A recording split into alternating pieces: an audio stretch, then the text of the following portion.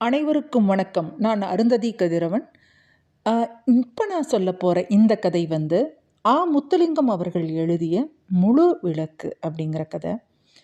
இந்த கதையிலேருந்து நமக்கு என்ன புரியும்னா, என்ன விஷயம் கிடைக்கும்னா, தாய்மை அப்படிங்கிற உணர்வு வெளிப்படுறதுக்கு தாயாகத்தான் இருக்க வேண்டிய அவசியமில்லை. அது ஆணோ பெண்ணோ குழந்தைகளோ யாரிடம் வேண்டுமானாலும் வெளியே வரும். அந்த தாய்மை வெளிப்படும் தருணங்கள் அற்புதமானவை. அந்த தாய்மையை வெளிப்படுத்தும் நாம் அனைவருமே உன்னதமானவர்கள் என்ற உணர்வை நமக்குள் மிக அழகாக இந்த கதையின் மூலம் பரவ விட்டிருப்பார்.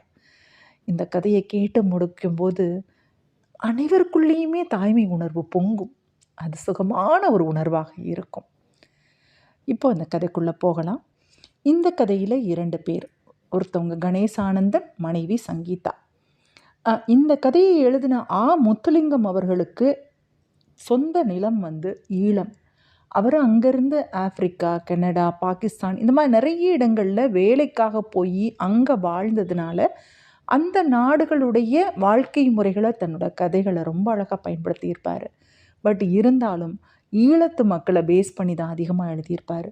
ஸோ அதனால் ஈழத்து மக்களோட வாழ்க்கை முறை, உணவு முறைகளும் அவர் கதைகளில் அங்கங்கே காணப்படும். இந்த கதையில் ஆஃப்ரிக்காவில் வாழ்கிற கணேசானந்தன், சங்கீதா தம்பதியினரை பற்றி சொல்கிறதுனால அந்த ஆஃப்ரிக்காவோட வந்து உணவு பழக்கங்களும் வாழ்க்கை முறைகளும் இதில் வரும். அதை தவிர அங்கு வாழும் மக்கள், அந்த மக்களோட வாழ்க்கை முறைகளும் உணவு பழக்கங்களையும் சொல்லிக்கிட்டே வருவார். அது அனைத்துமே நமக்கு நான் எப்பவும் சொல்கிற மாதிரி கண் முன்னாடி காட்சிகளாக விரியும். இந்த கதையை கேட்கும்போது உங்களுக்கு காட்சிகள் விரியும். ஆனால் அதே நேரத்தில் நாங்கள் நிறைய வர்ணனைகள் இருப்பதை வந்து இப்படி நம்ம ரிவ்யூ பண்ணும்போது சொல்ல முடியாது. அவற்றை வந்து நீங்கள் தெரிஞ்சுக்கணுன்னா நீங்கள் இதை வாசிக்கணும்னு நான் கேட்டுக்கிறேன். இப்போ கணேசானந்தனுக்கு இங்கே ஆஃப்ரிக்கா வந்தோடனே அவனுக்கு இருந்த ஒரு பெரிய பிரச்சனை என்னென்னா, தன்னோட பேரை அவங்களுக்கு விளங்க வைக்கவே முடியலை. அவன் போராடி பார்க்குறான் ஒவ்வொரு இடத்துலையும். ஆனாலும் அவங்களால அந்த பேரை வந்து உச்சரிக்கவே முடியலை. கணேசானந்தன் அப்படிங்கிற பேரை உச்சரிக்கவே முடியலை. இதில் இவனோட முழு பேர் என்னென்னா தாமோதரம் பிள்ளை கணேசானந்தன் வேற சுத்தம். அப்போ ஒரு நாள் ஒரு விஷயம் கண்டுபிடிச்சான். அவன் எப்படி எழுதுனான்னா கணேசா நந்தன்னு எழுதுனான். இந்த 3 பேரில் நீங்கள் என்ன வேணாலும் வச்சு கூப்பிட்டுக்கங்க. கணேன்னு கூப்பிடுங்க, இல்லை சான்னு கூப்பிடுங்க, இல்லை நந்தன்னு கூப்பிடுங்க, எப்படி வேணாலும் கூப்பிடுங்கன்னு முடிச்சிட்டான். ஸோ அவனுக்கு அந்த பிரச்சனை தீர்ந்துச்சு.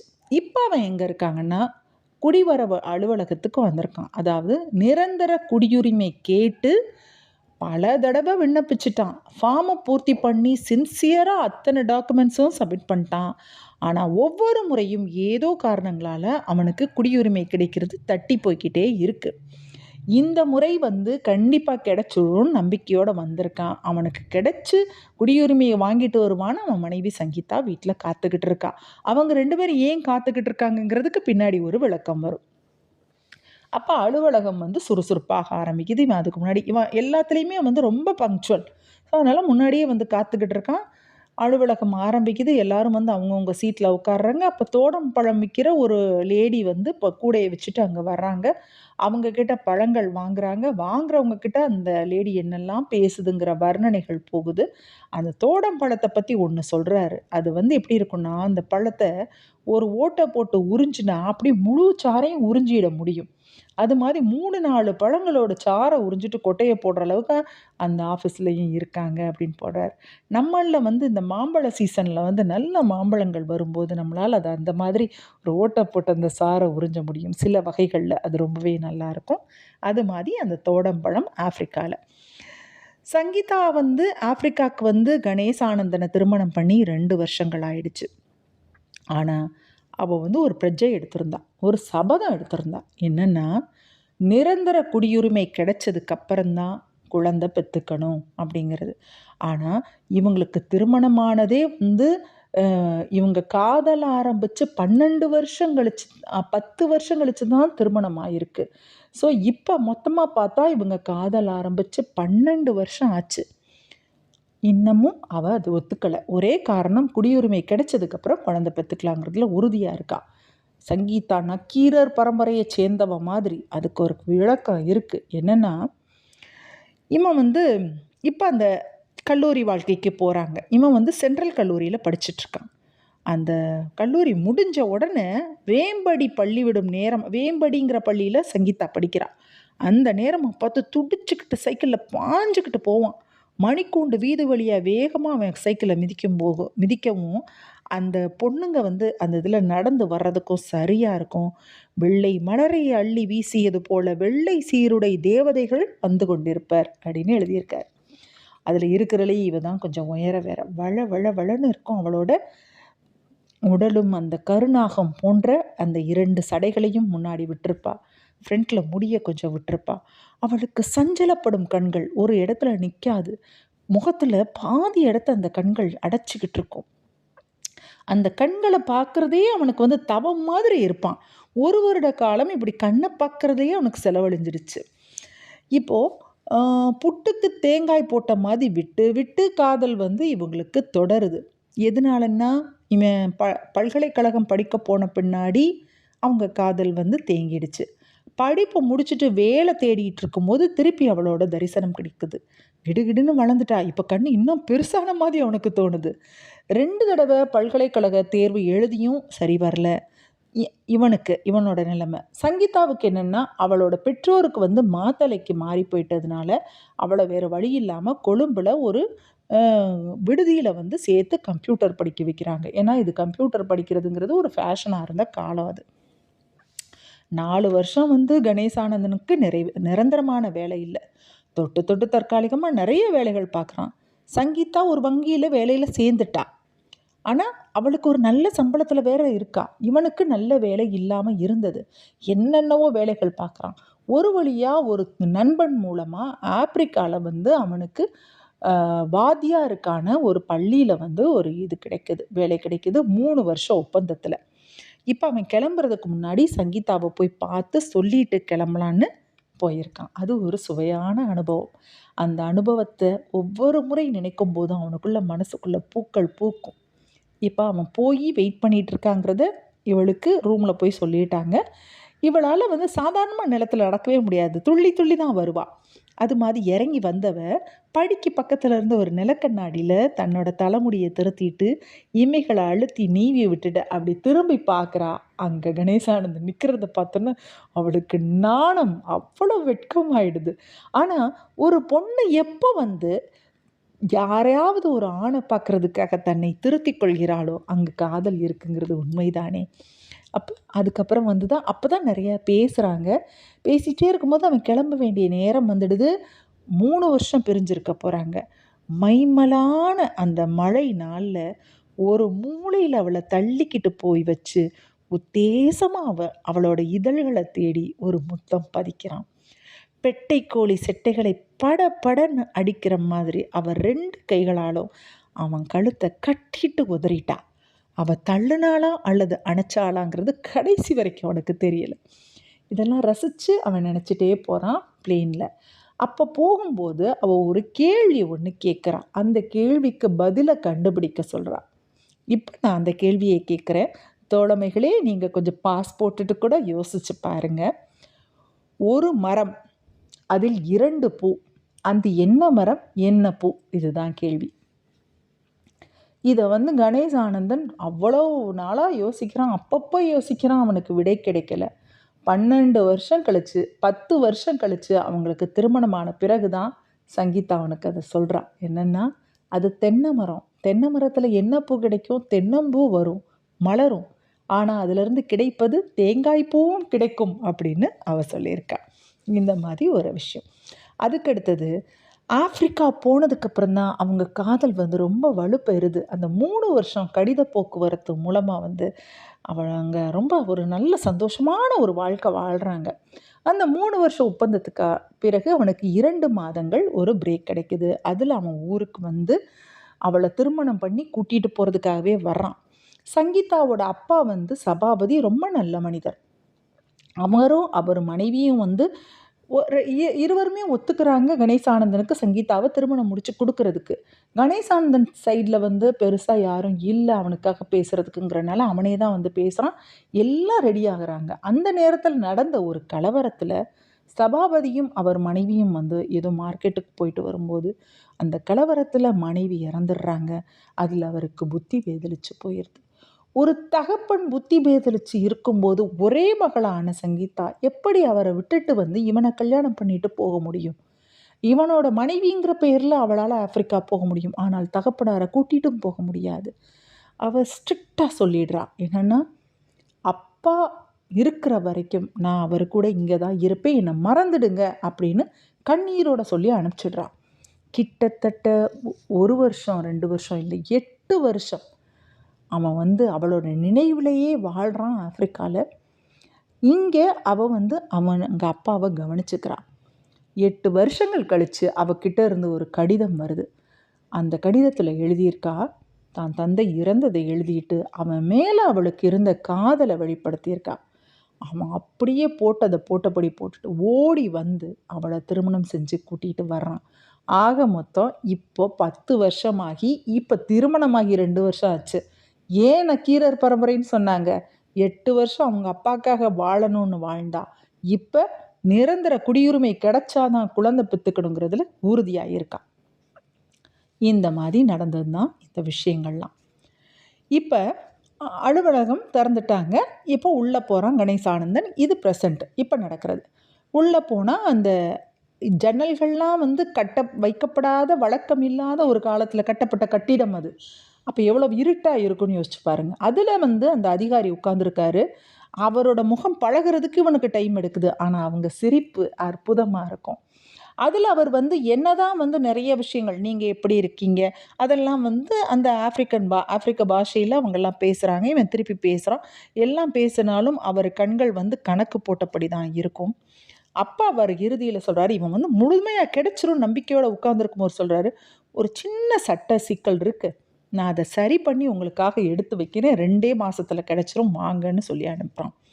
இவன் வீட்டுக்கு வந்து சங்கீதா கிட்ட அந்த விவரத்தை சொல்கிறான். அவளுக்கு சப்புன்னு ஆயிடுது. ஏன்னா இந்த முறை கட்டாயம் கிடைக்கும்னு எதிர்பார்த்துட்டு இருந்தான். அது கிடைக்கல. அன்னைக்கு நைட்டு வந்து சங்கீதா உவ்வும் ஓக்ரா சூப்பும் செய்கிறான். உவ்வுங்கிறது யாழ்ப்பாணத்தில் செய்கிற ஒரு விதமான களி மாதிரி இருக்கும். ஓக்ரா சூப்புங்கிறது வலுவலுன்னு இருக்கும். ஆக்சுவலாக வந்து இந்த சங்கீதா ஆப்பிரிக்காவுக்கு குடியேறினதுக்கப்புறம் ஈழத்தில் இருந்த சமையல் உணவுகள் அத்தனையும் தவிர்த்து இதை முழுமையாக கற்றுக்கிட்டு முழுமையான ஆப்பிரிக்கனாக வாழணும்னு முயற்சி எடுக்கிறான். அப்போ அவள் என்ன விஷயம் சொல்வான்னா, உங்களோட தேசத்து பழக்க வழக்கங்கள் அவ்வளோ உயர்ந்ததுன்னா ஏன் நாடு விட்டு நாடு வந்தீங்க அப்படின்னே கேட்பான். அந்த அளவுக்கு ஆப்பிரிக்காவோட இதில் அவள் ஒன்ற ஆரம்பிக்கிறான். அந்த உவ்வுங்கிற களி வந்து ரொம்ப பவர்ஃபுல்லாக இருக்கும். அந்த களியை எடுத்து அப்படியே வாயில் வச்சா அது தொண்டையில் சிக்கிட்டு மேலேயும் வராமல் கீழேயும் வராமல் உயிர் போகிற மாதிரி பிராணனை விடும். அப்போது அந்த களியை எப்படி சாப்பிடணும்னா, அந்த ஓக்ரா சோப்பில் நினச்சி உள்ளே வச்சோம்னா, தொட்டு வச்சோம்னா அது வழுக்கிக்கிட்டு உள்ளே போகும். ஆரம்பத்தில் நல்லா தான் இருந்துச்சு. ஆனால் அதையே திருப்பி திருப்பி சாப்பிடணுங்கும்போது இவன் ஈழத்து உணவை விரும்பி சாப்பிட்டவன். அப்போ அவனால் அது முடியலை. ஒரு நாள் அவன் நாக்கில் சனி கேட்டுட்டான். என்ன கேட்குறான்? இப்போ இந்த ஈழத்து பாஷை வரும் பாருங்க, அது அற்புதமாக இருக்கும். மெய்யே ஒரு நாளைக்கு புட்டு செய்யுமேன், கன நாள் ஆகிட்டு சாப்பிட்டு அப்படின்னு சொல்லிட்டான். அவளுக்கு அது பிடிக்கலை. அப்படி வேங்கை மாதிரி சீர்றா. உங்களுக்கு புட்டு முசுடை இலை வரையும் விளைமீனும் பலாப்பழமும் வேணுமென்றால் என்னத்துக்கு சிலோனை விட்டு வெளிக்கிட்டீங்கள்? அங்கே போய் அடி வாங்கி கொண்டு குசாலா இருக்க வேண்டியது தானே. இது எங்களுக்கு தஞ்சம் கொடுத்த நாடு, இவர்களுடைய சாப்பாடு தான் இனிமேல் எங்களுடைய சாப்பாடு அப்படின்னு அடிச்சு கூறிட்டான்.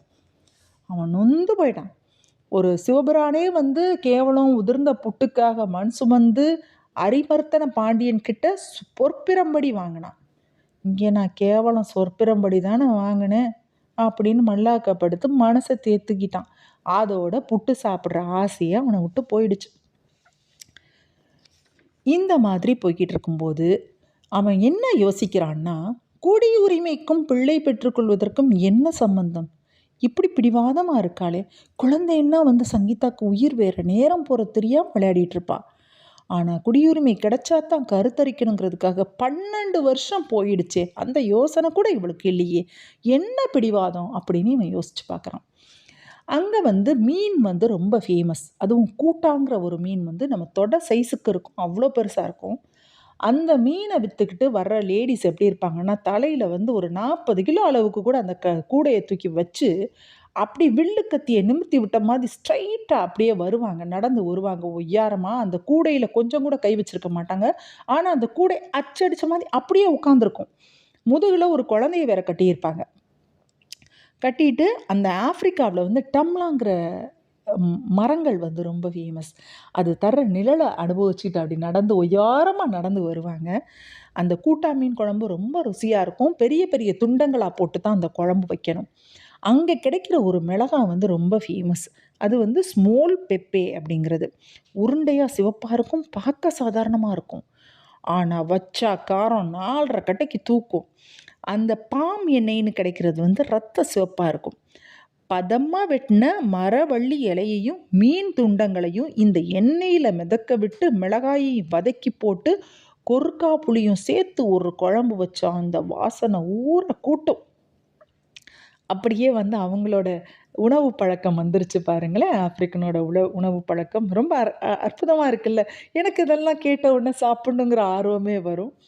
இப்போ சங்கீதாவுக்கு மீன்னா ரொம்ப பிடிக்கும். ஆனால் அதில் இன்னொன்று ரொம்ப பிடிச்சது என்னென்னா, அந்த மீன்காரிக்கிட்ட பேரம் பேசுறது.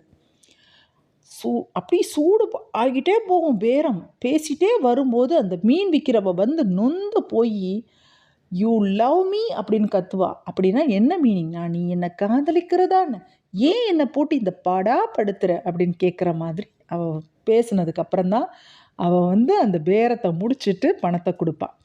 அதனால சங்கீதா அந்த மீன்காரிக்கு பேரே யூ லவ் மீன்னு தான் வச்சுருக்கான். அவளோட முதுகில் ஒரு குழந்தை கட்டியிருக்கும்னு சொன்னேன் இல்லையா? அந்த குழந்தை வந்து கரு கருன்னு உருண்டையாக இருக்கும். ஆனால் கண் 2 பளிச்சுன்னு இருக்கும். அந்த குழந்தை சினுங்கி பார்த்ததே இல்லை சங்கீதா.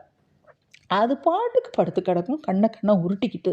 இவ எங்கே போனாலும் சரி, என்ன பண்ணாலும் சரி, நம்மெல்லாம் வந்து குழந்தைகளை வந்து எங்கேயா தூக்கிட்டு போனோம்னா என்னென்னலாம் யோசிப்போம்.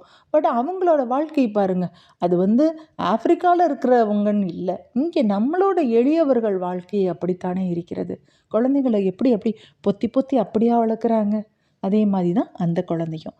அந்த குழந்தைக்கு சங்கீதா வச்ச பேரே பார்த்தீங்கன்னா கரிக்குருவி. கணேசானந்தன் பள்ளியிலேருந்து வந்தோடனே அப்படியே விடாமல் பேசுவாள். என்னெல்லாம் விஷயங்கள் நடந்துச்சு அது இதுன்னு அவ்வளோத்தையும் வர்ணனை பண்ணுவாள். அதில் கரிக்குருவியை பற்றி ஒரு அத்தியாயமே பேசுவாள். கரிக்குருவி வந்து உண்மையாக யூலவ்மியோட, ஏன்னா அவள் யூலவ்மின்னு தான் சொல்லுவாள் அந்த மீன்காரியை, அவளோட குழந்தை கிடையாது. அவளோட தங்கை ஒனைசாவின் குழந்தை. அந்த ஒனைசாவுக்கு என்ன வயசு இருக்குன்னு நினைக்கிறீங்க? வெறும் 15. பூ பெய்தன உடனேயே அந்த அங்கிருக்கும் பெண்கள் அனைவருமே வந்து குழந்தையை பெற்றுக்கொள்ளும் உரிமையை பெற்று விடுகின்றனர். அதில் என்னென்னா, அந்த குழந்தை அவங்களுக்கு கருவில் உருவாகிடுச்சுன்னா அவங்கெல்லாம் வந்து போற்ற தகுந்தவர்கள். அதற்கு கல்யாணம் ஆகிருக்கணுங்கிற அவசியம் இல்லை. யாரால் வந்து அந்த குழந்தை உருவாச்சுங்கிற அவசியமும் இல்லை. இது அங்கே இருக்கிற அந்த எளியவர்களின் வாழ்க்கையில் இருக்கிற ஒரு பழக்க வழக்கம். ஸோ அதனால் அந்த பெண்களுக்கு வந்து எத்தனை குழந்தைங்க பிறக்குதுங்கிறது வந்து ஒரு ஒரு சாதனை மாதிரி. ஆனால் இது தாய்வழி சமூகங்கிறதுனால அங்கே இருக்கிற ஆண்களை பார்த்து உங்களுக்கு எத்தனை குழந்தைங்கன்னு கேட்கவே கூடாது. ஏன்னா அவனால் எத்தனை பிறந்துச்சுங்கிறது கணக்குலேயே இருக்காது.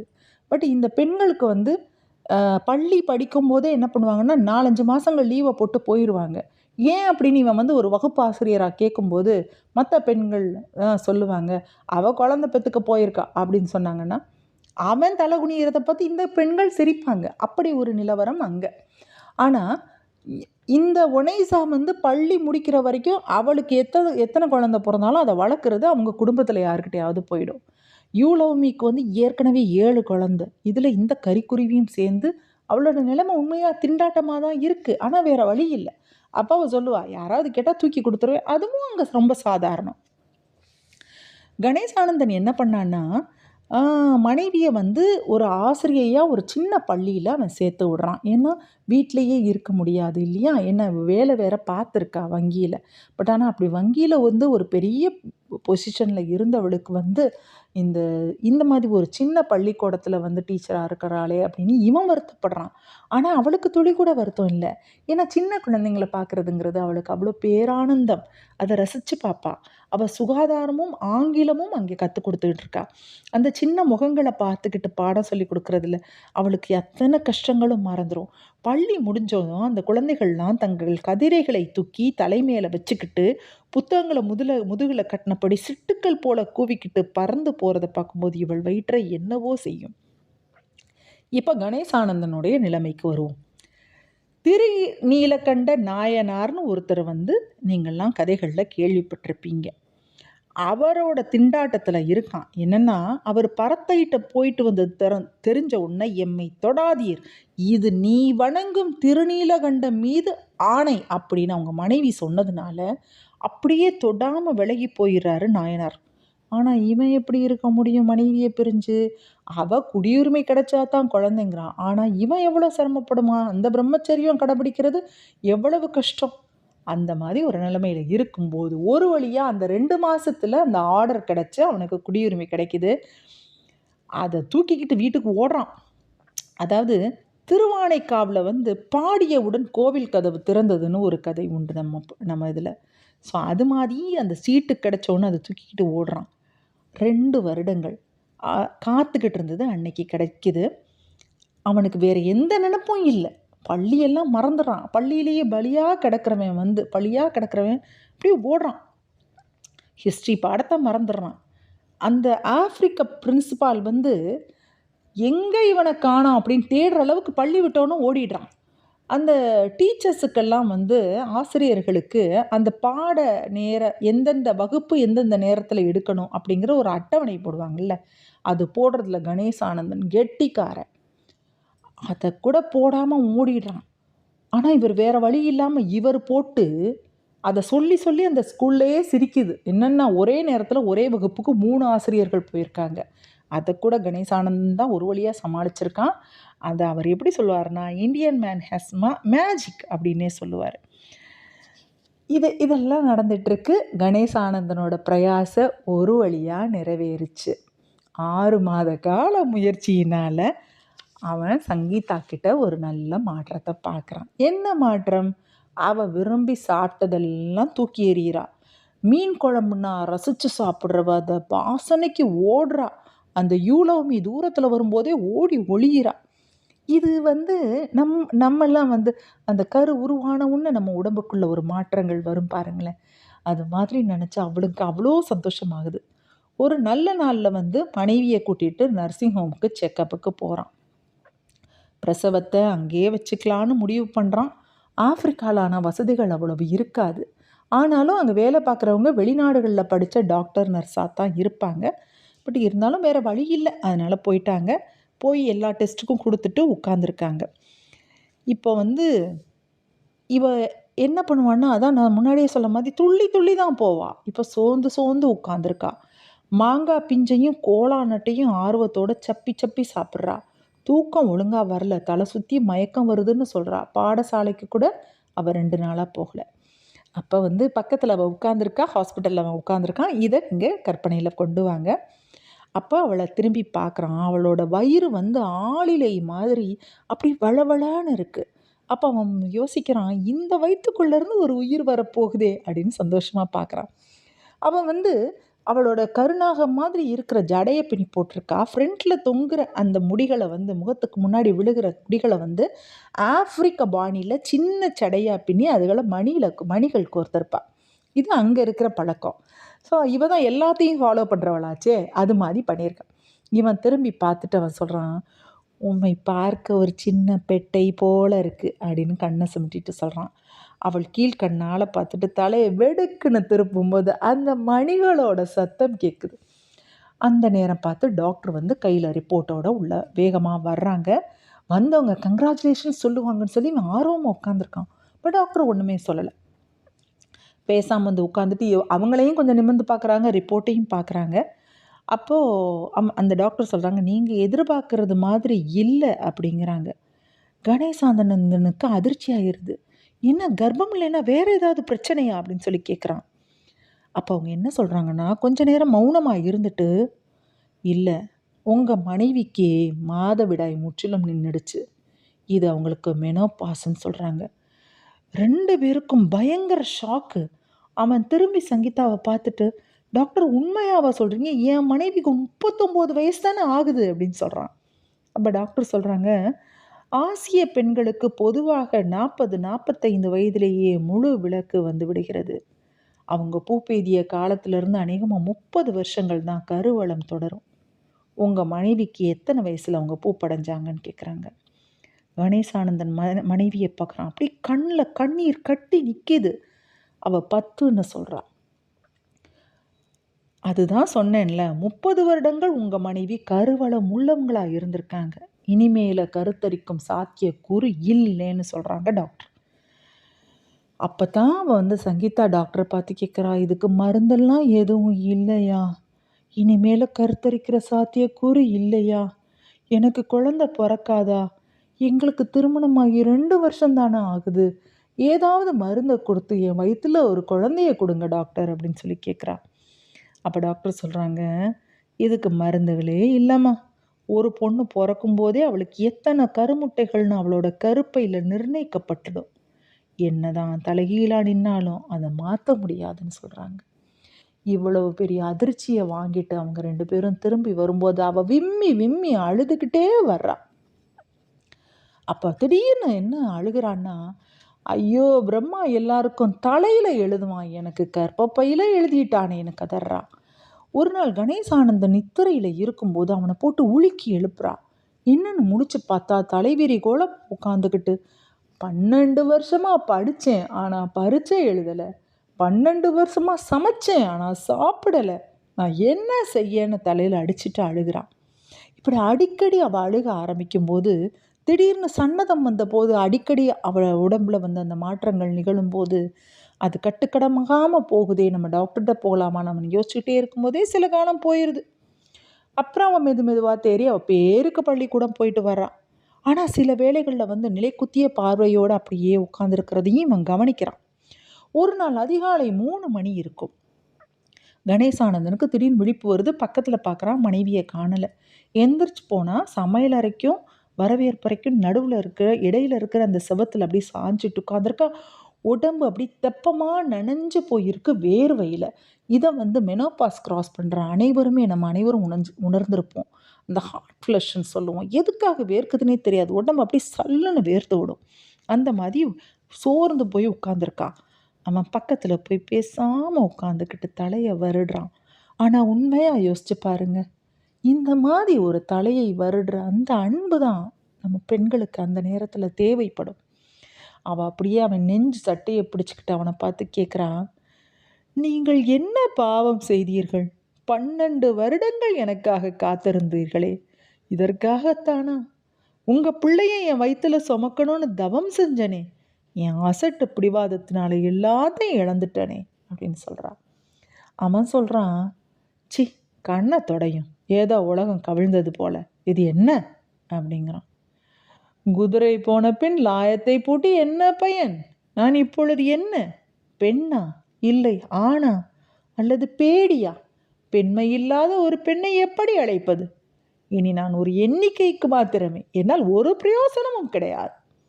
அப்போ அவன் சொல்கிறான், இது என்ன விசர்கதை? எல்லாருக்கும் வருகிறது தானே.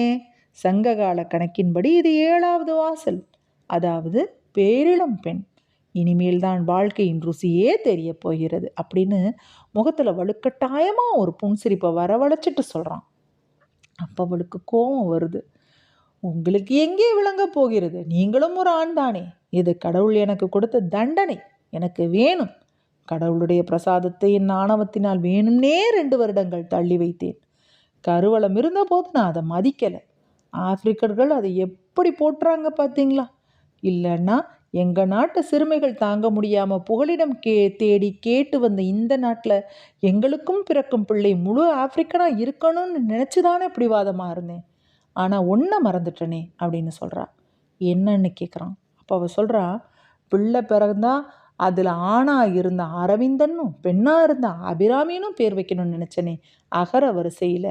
அப்படா என் மனசு ஈழத்தில் தானே இருந்திருக்கு. ஆப்பிரிக்காவில் இருக்க எழுத்துக்கள்ல நான் பேரை யோசிச்சிருக்கணும் அப்படின்னு சொல்லி குமுறா. கணேசானத்துக்கு ஒன்றும் சொல்கிறதுக்கு தோணலை. அவள் சொல்கிறதுல இருக்க நியாயம் புரியுது. பெண் எவ்வளவு கேவலமாக படைக்கப்பட்டிருக்கா பாருங்க.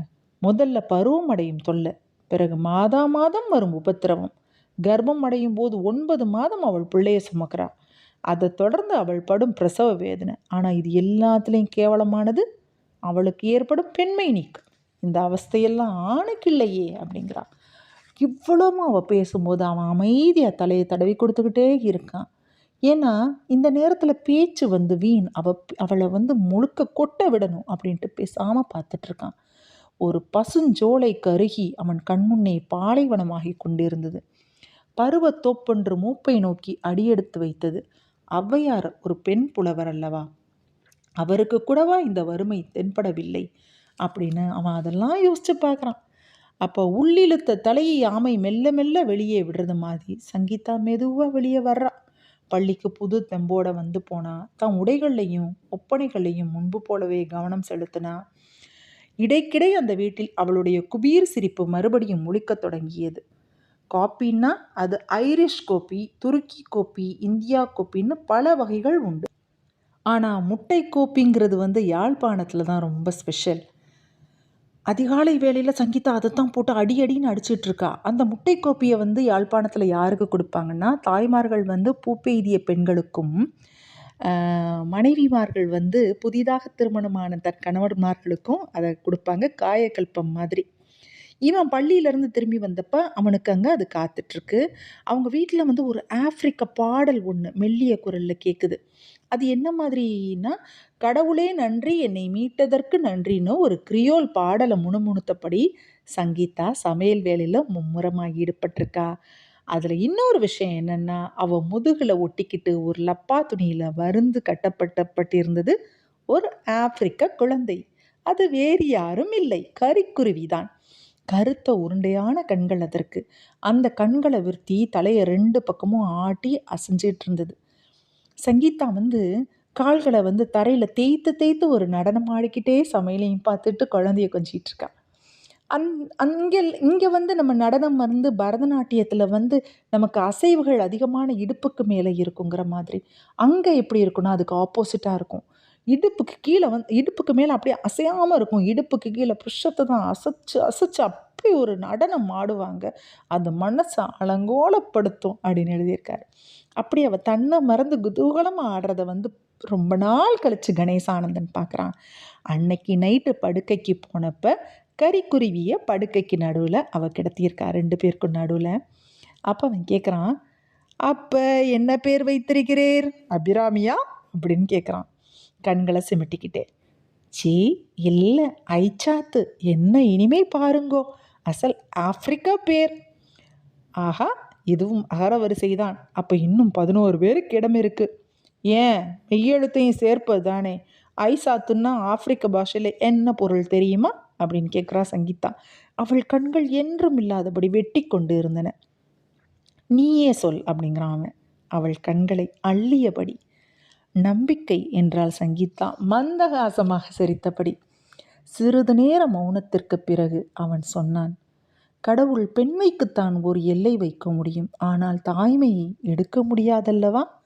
இப்படி சொல்லிக்கொண்டே அவளை மெல்ல தன் பக்கம் இழுத்தான். அவள் சினுங்கிக் கொண்டே நெருங்கினாள். அவள் முகத்திலே பெண்மை கவிழ்ந்தது. நன்றி. எப்படி ஒரு கதை பாருங்க. அந்த தாய்மைங்கிற உணர்வு இருந்தால் மட்டும் போதும். அன்பு அனைவருக்குள்ளும் வெளிப்படும். அந்த அன்பு அனைவருக்குள்ளும் வெளிப்படவும் வேண்டும். உலகில் இருக்கும் பிரச்சனைகள் அனைத்தும் தீர்ந்துவிடும். அனைவரையும் உறவாக நினைக்க ஆரம்பிப்போம். இது நிகழ வேண்டும். நன்றி.